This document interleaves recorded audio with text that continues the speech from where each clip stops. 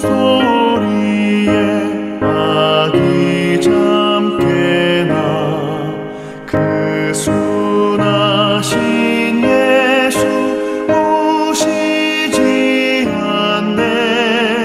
그 귀한 예수를 나 사랑하니 새날이 밝도록 함께 하소서.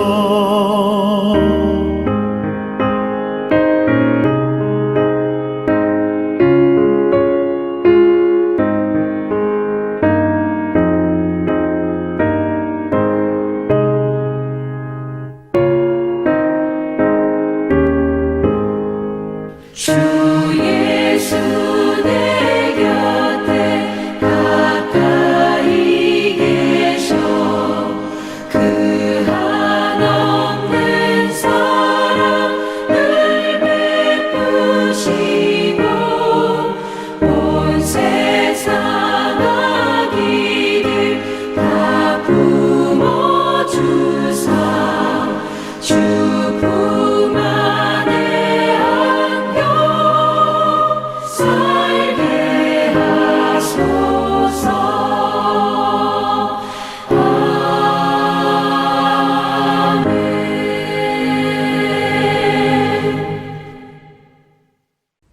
어느덧 2020년도 이틀만 남았네요.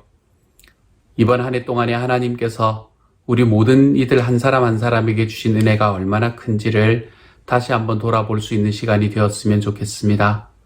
이 연말의 시간에 하나님은 우리를 어떻게 지금까지 인도해 오셨는가? 우리 주님의 사랑은 정말 힘들고 어려웠을 수 있는 시간들 속에서 어떻게 나의 삶을 밝혀왔는가? 우리가 이것을 좀 바라볼 수 있는 이 남은 이틀이 되었으면 정말로 좋겠습니다. 우리가 지금 팀 켈러 목사님의 예수라는 책을 함께 읽어온 지도 8일째가 되었습니다. 오늘이 벌써 9일째인데요. 앞으로 이것도 2번 남았네요.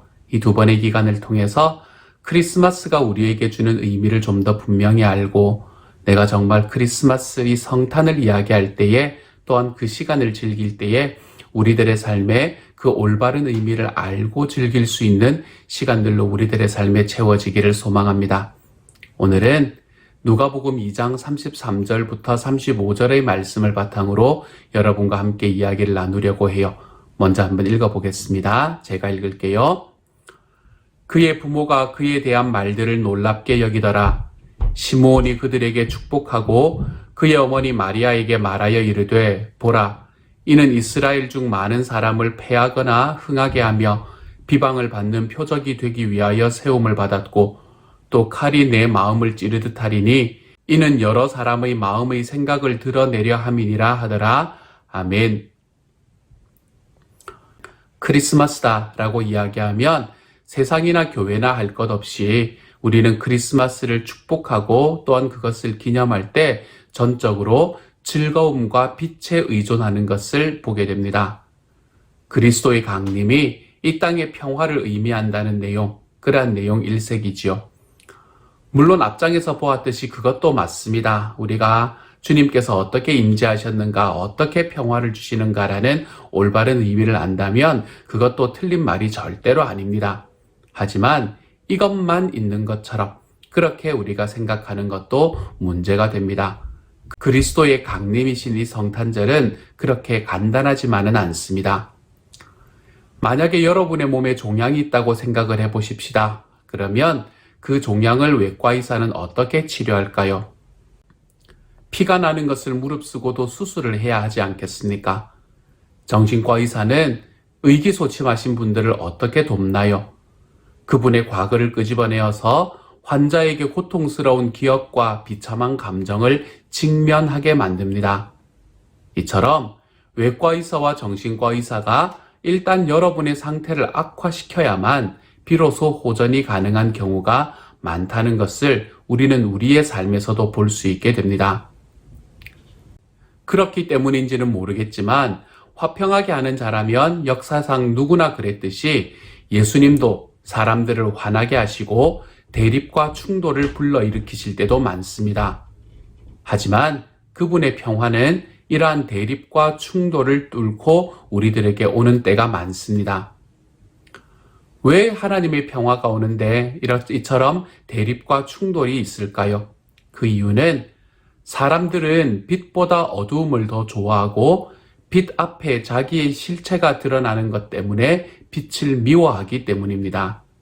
로마서 1장의 말씀처럼 우리는 속으로 하나님이 필요하다라는 것을 분명히 알면서도 그 지식을 억압하게 됩니다.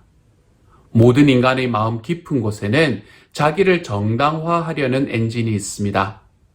그래서 우리는 자신이 유능하고 스스로 삶을 운영하고 구원할 수 있다고 믿어야만 직성이 풀립니다. 무엇이든 이 엔진이 움직이는 것, 내 삶을 내 스스로 인도할 수 있다라는 이 엔진이 움직이는 것을 막게 되면 우리는 노발대발하게 되는 것이지요. 예수님께서 우리들의 삶에 들어오셔서 화평한 자가 되십니다. 맞습니다. 화평을 주시고 우리를 그 화평의 도구로 만들어 가십니다. 그렇지만 동시에 예수님께서 우리들에게 들어올 때 불화도 생겨나는 것을 볼 수 있게 됩니다. 만약 여러분이 헌신된 그리스도인이라면 화평하게 하는 일의 승리를 알 것이고 가슴 아픈 대립이 무엇인지도 알게 될 것입니다. 그러면 우리들의 삶에는 과연 어떤 부분들이 우리의 화평을 위한 불화로 다가오는 것일까요? 그리스도를 믿고 나면 대부분의 싸움은 이미 끝이 납니다. 자신을 입증하려는 씨름, 자신의 정체를 발견하려는 씨름, 고난까지 소화하게 해줄 삶의 의미를 찾으려는 씨름, 참된 만족을 얻으려는 씨름, 이 모든 싸움이 그리스도를 믿음으로 해결이 됩니다. 그렇지만 우리가 예수님을 믿게 되잖아요. 그러면 전혀 새로운 차원의 다툼이 우리 안에 생겨납니다. 그래서 진정한 그리스도인을 아는 기준은 새로운 평화뿐만이 아니라 또한 새로운 갈등 안에서 우리가 발견할 수 있게 됩니다. 그리스도께서 우리에게 가져다 주시는 이 새로운 평화에는 반드시 새로운 싸움이 따릅니다. 어떻게 그런지 두 가지 면에서 한번 생각해 보십시다. 이 부분을 이야기하는 팀 켈러 목사님의 이야기를 함께 한번 읽어보겠습니다. 이렇게 이야기합니다. 우선 하나님의 평화는 회개라는 내적 싸움 이후에 찾아옵니다. 회개는 소독제와 같습니다. 환부에 소독제를 부으면 따끔하지만 치료가 됩니다. 회개도 그와 같아서 내면에 큰 고통을 유발합니다. 시인하고 싶지 않은 일을 시인해야 하고 인정하고 싶지 않은 약점을 인정해야 하기 때문입니다. 그러나 용서와 화해라는 새로운 평화에 이르는 길은 그것뿐입니다. 교만과 독선적 태도는 여러분에게나 주변 사람들에게나 아주 버거운 짐인데 회개하면 그것이 무너집니다. 회개의 고통을 통과하지 않고는 새로운 평화에 들어설 수 없습니다.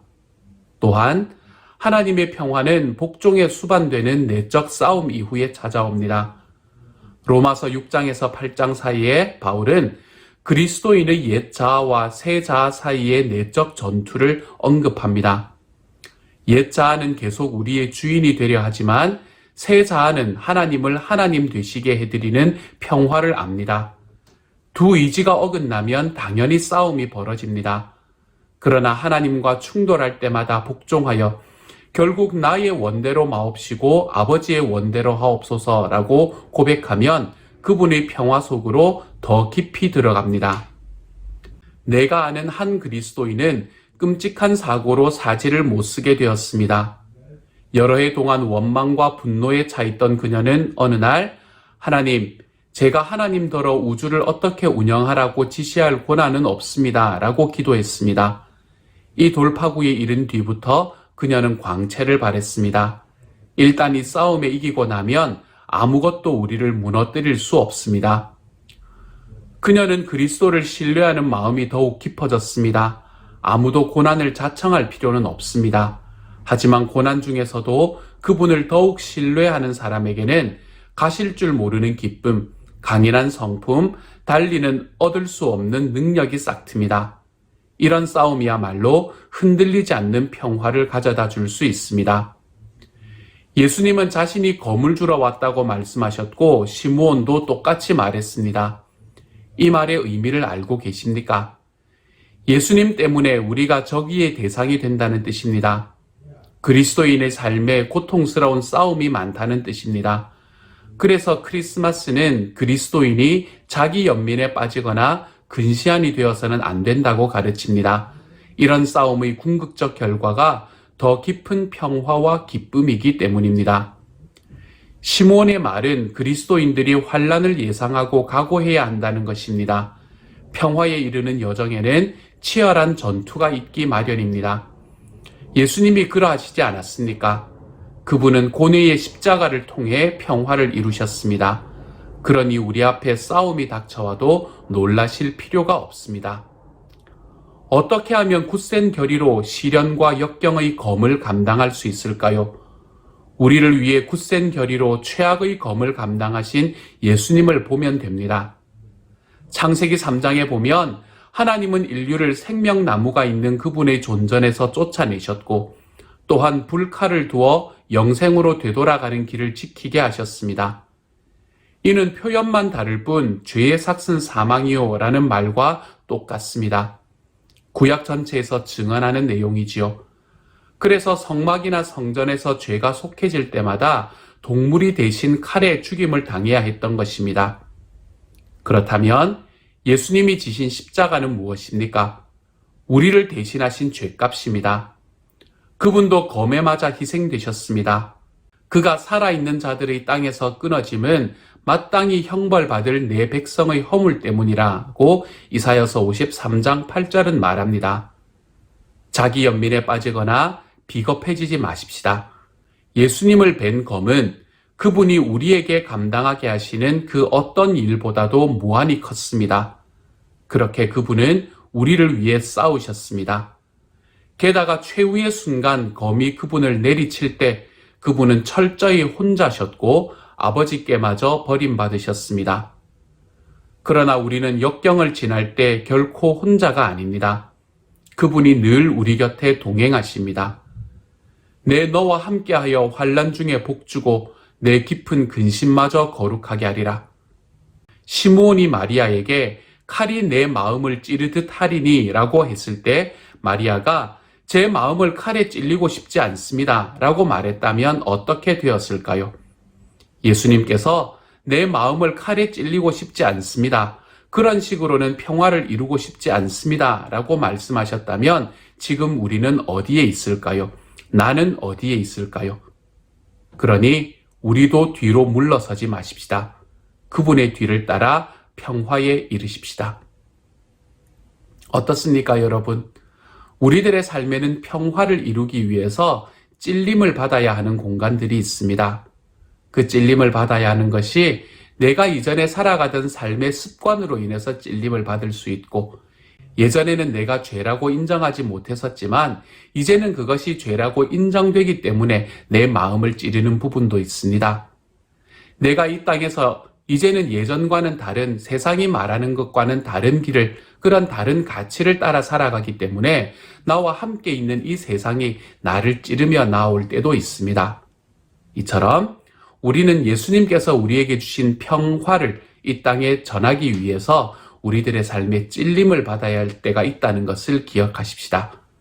그렇지만 우리가 이 길을 걸어갈 수 있도록 우리에게 능력 주시기 위해서 예수님께서 이미 가장 큰 찔림을 받아 십자가에 돌아가시는 일을 경험하셨습니다.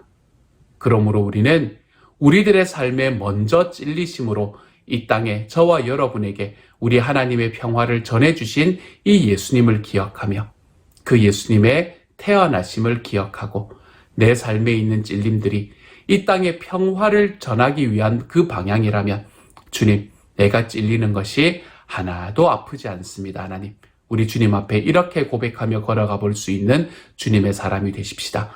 그래서 예수님처럼 마리아처럼 내 마음에 찔림이 좀 있다고 하더라도 주님, 저는 평화를 전해내는 곳에 저의 발걸음을 두겠습니다. 이 고백이 저와 여러분의 고백이 될 수 있는 오늘 하루가 될 수 있기를 우리 주님의 이름으로 축복합니다. 함께 기도하겠습니다. 사랑하는 하나님, 감사를 드립니다. 주님께서 평화를 주시기 위해서 찔림을 받으신 것처럼 제 삶에 찔림이 좀 있더라도 저의 삶이 평화를 전할 수 있는 삶으로 걸어갈 수 있다면 그것을 담대하게 받을 수 있도록 주님 도와주옵소서. 나 혼자만 하는 억울한 일이 아니라 내 주님께서 훨씬 더 큰 찔림들을 이미 감당하시고 우리를 위해서 십자가에 달려서 죽으셨다는 것을 기억하며 우리 주님의 뒤를 쫓아 그분을 닮아가는 사람으로서 우리들의 삶에서도 이 찔림이 있는 가운데에서도 우리 주님의 크기를 더욱더 깊이 체험하며 우리 하나님의 평화를 더욱 깊이 체험하며 걸어가는 주님의 사람이 되게 하여 주옵소서. 모든 말씀 우리 주님 예수님 이름으로 기도드립니다. 아멘.